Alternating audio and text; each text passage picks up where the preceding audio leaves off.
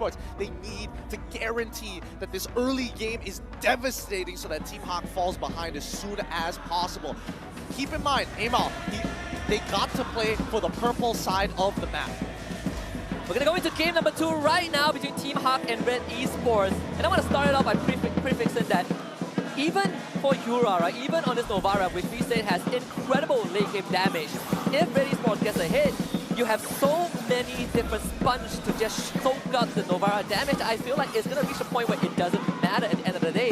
Team HAQ is going to be looking to push out that mid wave as fast as possible with Angela and Novara, but Noir is going to take some time pushing Mao away instead. Yeah, I think Mao, he got the information on where this Link started. They know that Link is eventually going to be on top of his purple buff for the time being, and Yura, again, finding information of his own, right? We're checking how quickly they're clearing these camps, whether or not this Boxy is going to take this purple buff away. But more importantly, if the Litho Wander, the Litho Wander falling into the hands of that Link, they want to be able to speed up this Link to get level 4 and start the snowball early. It's already off to a better start for Red Esports. They didn't have a buff stolen by Yura, so that is good news for Amal already. The Panda is going to be losing some of the trade against Melboy. That is sort of expected when you have the models with you. But all things considered, this goal lane, is it still going to be as interactive as game 1? I don't think so. I think right now it's heavily in favor of Melboy, and more importantly so, if Panda is able to close the distance and get his light wheel on top of Melboy, he will be in a lot of trouble. Just keep in mind that if that does happen, Melboy will have to use Inspire to keep himself alive. The Gold Crab going over to Amal as well, so Panda is going to take some sort of a punishment again. Melboy trading with him with Mao by his side. Yura will be there for Team HAQ. With that being said, Turtle is going to be spawning on the top side. Yeah, you can already see the fast rotation coming in from Red Esports. More importantly, if they break the Firaga armor from Iris early on, even if he hits level 4, he won't be able to use that last Insanity. Yeah. Kim is going to work with Rank QT to hit level 4 too, and I think this Turtle should fall into the hands of Red Esports. Already down to 50% health. Team HAQ showing up at the scene, but Noir doesn't have the hot guard. The penalty zone, alright. Lovely secure by Red Esports on the Turtle, and now Noir is going to be gone on. First blood given over to Amal. Iris now losing that Firaga armor, has to back off. Nicely done, very nicely done. They trade Ren QT's Flicker for Noir's Flicker, and as soon as he's out of there, that's when Kim can freely use the real-world manipulation to help slow it down and get Amal ahead. Now, this purple buff has not been contested as much as I would like it to be, right? It just shows that Red Esports respects the Angela in the earlier stages of the game where she is extremely relevant, and then will slowly start to scale off as time goes by. We say that, right? But Noir, it does feel like Team HAQ don't really have an intention to contest the Turtle, and yet Noir was showing himself without the hot guard. So let's feel a bit weird. Yura actually forced a Flicker. Red QT with the penalty zone, forcing that battle spell out from a Novaria. Yep, that's another Flicker gone for the side of Team HAQ and Melboy. I think this is the game plan that they were hoping to pull off in game number 1. Uh-oh, Panda. Deathless in game 1. Might get your first soon. Hard guard used preemptively, and Red Esports was like, wow, use the ultimate, we're gonna back off. Worth it! They walk away with a huge ultimate already down, and this is gonna set up perfectly for the next 45 seconds, because I don't think Angela is going to have the hard guard in time. Oh, she did take cooldowns. Cooldown, yes.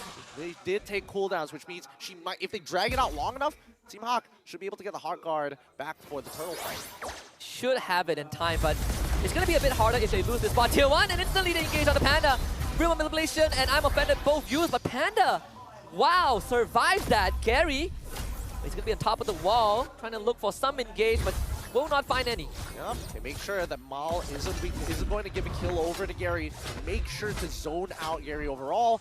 And in the next 10 seconds, let's see how this is going to play out, because I don't think Team HAQ is going to walk anywhere close to this upcoming Turtle. Only real manipulation was used by Kim, so you still have penalty zone, you still have I'm offended on the side of Red Esports. This will not be a Turtle that Team HAQ can get for themselves. Iris is showing his face a little bit, but as expected, Amal will secure the second Turtle. Yep, and Gary, no intentions whatsoever. He's just going, oh, did you use Retribution? Yes, not. I'm going to be taking this, and see ya later. Talk about fast-tracking the tempo, right? Gary is now 1 level ahead of Amal. He has been power farming the entire game. The AI winning prediction, though, is in favor of Red Esports. 65% to 35 at the 4-minute mark. Yep, Team HAQ changing their attention down towards the bottom side. They want to make sure that Red Esports don't have a comfortable means to set up a dive once again. I would expect that Team HAQ is going to make another lane swap the closer the turtle comes, very similar to game number 1 in their draft and the way they pattern. Oh no. Penalty zone on the Panda. He's trying to get away. The hard guard will come to his rescue, and Panda now feeling a bit more confident to try and shred Ren QT. It feels like an individual mistake from Ren. He's going to flick to try to get the kill, but there's no chance he wins that one. Maybe Red Esports can get something back on the bottom side. Iris playing around the corner of the box and survives. Oh man, Ren QT had the flicker so much earlier while the wave was still nearby, so maybe that he could spell them just enough to out-sustain Panda's overall damage. Keep in mind, Panda doesn't have the Trinity build completed just yet. And even then he was destroying Ren QT. I believe what, we have a 1 or 2 level disadvantage. That is absurd. Bottom tier 1 in massive danger. Still staying alive with half health left, but Team HAQ had to expend a lot to protect it. Yep, just shows how effective Panda, Carry's passive is. The true damage is such a valuable asset to the team. Ren QT, I don't know. I mean, he's looking a lot better in game number 2, but there's definitely moments where it's just like, man, it's close. He's making it a lot closer than it should be. Yeah, it comes down to those close instances, right? Just got the Bloodlust X. That will help him a lot more in these fights, but this is definitely a closer game too. 6 minutes in, less than 1,000 goal advantage separates these two teams. Yep, Iris, first item priority, instead of going for the immortality, it's Ice Queen's Wand. He wants to start winning this lane. He wants to start to heal for the rest of his team, and I think it's really important that he does so because there's no quote-unquote dedicated tank coming in from Team HAQ. So far, Amao still almost a full level behind Gary, and if you're Team HAQ, you are going to be okay with it. I'm surprisingly there's only 2 kills across the board, right? 1 for each team. And Team HAQ, they are hitting those items slowly but surely. Berserker's Fury first item for the side of Gary is going to go for the Corrosion side next. And there it is, just got it. Yeah, very slight leads for the side of Red Esports. Nothing too substantial just yet. I think the gold lane could compound in interest later on as the lane swap has already begun. You see that this Melissa is running up top side. Amao having a pretty fun time so far as the boxer, as with all boxers. This punishable.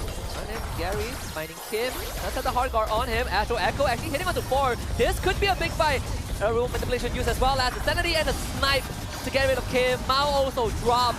Team HAQ finding 2 in the top side river. No, but I mean, they caught the rotation from Kim. Very smart for the side of Team HAQ. They forced the response out of Red Esports and immediately punched them based on the information of Amao essentially being in their jungle. Yeah, Malboy doesn't have to inspire for another 50 seconds. Gary, the fact that he is uncontested the entire game has given him so much window to work with, but, well, Ren QT will not be able to catch him, unfortunately. It is a Ling. Yeah, it's tough. It's really, really tough.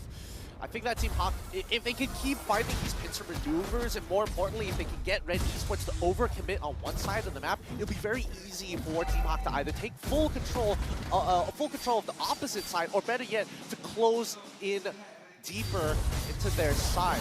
Those 2 members up top, they're looking for Panda. This carry flickers into the hands of Kim. Gets help on hardcore, stands his ground, still gets the trade with Iris by his side. Now Iris, uncontested, last insanity coming through. It's gonna blow up in the face of Kim, and he will barbecue him as well. Team HAQ finding trades, do not survive. Iris with the help of Yura from downtown. Almost kills off Malboy, but Gary has got that cover. Tempest of Blade is there. Ren QT late to the fight, looking to redeem some of these kills, but Team HAQ has won it. Yep, nicely played coming in from Team HAQ. I mean, especially well played from Iris. He's probably calling Yura to shoot on top of me. I'm willing to, I got immortality. I will respawn, but you will put Melboy at 1 HP. Trust. Iris playing with the Paragon armor, just gonna commit the ult. Oh God, Mao doesn't stand a chance. And Team HAQ have gotten full control of this lord unless Ren QT can salvage it. Finds Panda, finds Iris. We needed him to step up, and the hero within Ren QT is there. He's warming up, baby! He's warming up! He's becoming an absolute monster right now, a menace to Team HAQ. He can't catch Gary, but he can sure as hell punish Panda as well as Iris. And that was without the flicker as well. It's gonna be up in another 60 minutes. Gary, can you pull out some heroics? Team HAQ looking for a potential steal. Yura, he's out of this fight already. Malboy pushes him back. Penalty zone already expanded by RenQT. Gary now gets to move along the wall freely. Astro Echo is going to be there. Yura giving vision. Gary jumps in, takes out the Melissa, gets the Lord. Are you kidding me, Gary? You should not have been able to do that. Iris returns, blows up Melboy, blows up Amao. How did you let this slip away, Red? No, that's so unfortunate. They know that Gary has a level lead on Amao, which should not be the case.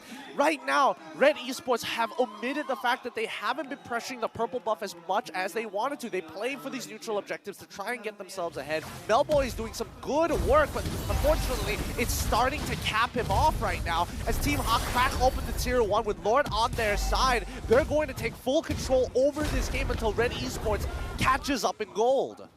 That was that one window that Red Esports really needed to solidify a potential, well, some chances in game 2. And slowly slipping away, Team HAQ. Iris, he's already in. Astro Echo onto 4. An explosion on top of Malboy. Oppenheimer from Team HAQ.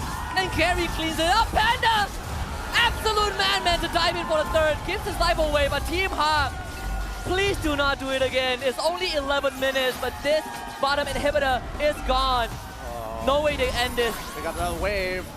No way they end this, right? Melboy is 8 more seconds. They're going to back off. Miles coming back in 7. I think it's a good call coming in from Team HAQ. They're not trying to beat their previous high score, but they sure as hell have set up for it. We don't have much time until Team HAQ potentially closes it out 2-0, but what the heck happened?